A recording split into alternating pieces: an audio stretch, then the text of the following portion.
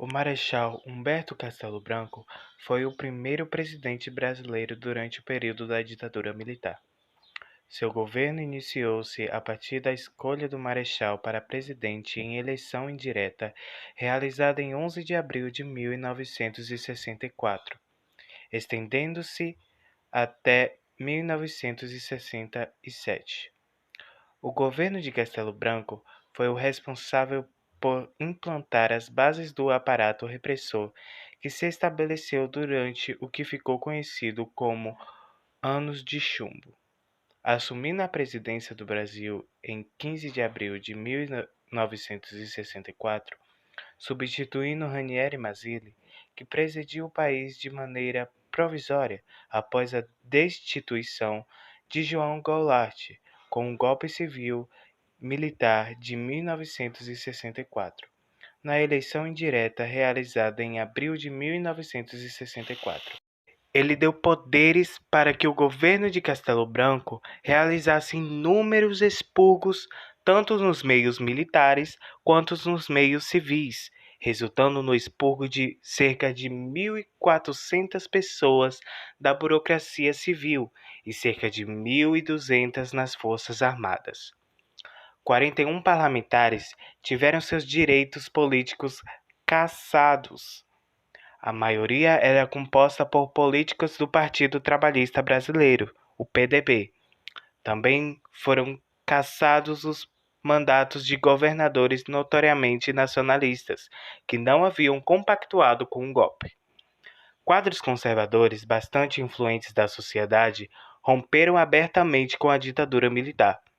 Destacaram-se os nomes de Carlos Lacerda e Adhemar de Barros, mas principalmente o primeiro por ter fundado um grupo político que repercutiu consideravelmente na época, Frente Ampla, criado por Carlos Lacerda como movimento de oposição à ditadura militar.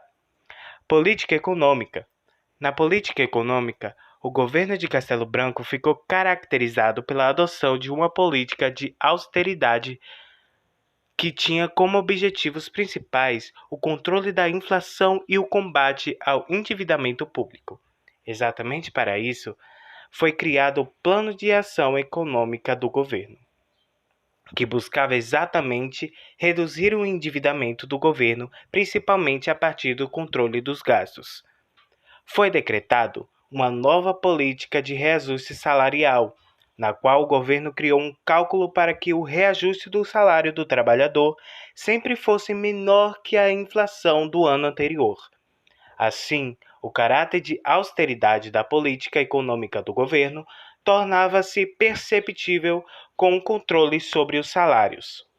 Castelo Branco também criou uma série de exigências para permitir que uma greve fosse realizada. Na prática, a lei de greve tornava praticamente impossível a realização de greves no país.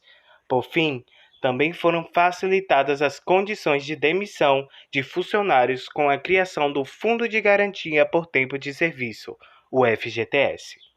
O único ponto do governo que desagradou fortemente ao empresariado nacional foi o controle sobre a liberação do crédito. Essa política, no entanto, foi revogada durante o governo de Costa e Silva. Considera-se que a política de austeridade de Castelo Branco abriu o caminho para o que ficou conhecido como milagre econômico. Que grupos sociais foram reprimidos pelo governo de Castelo Branco? Os dois grandes alvos foram o movimento estudantil e o movimento dos camponeses. A sede da UNE foi invadida e incendiada, e logo a organização foi colocada na clandestinidade.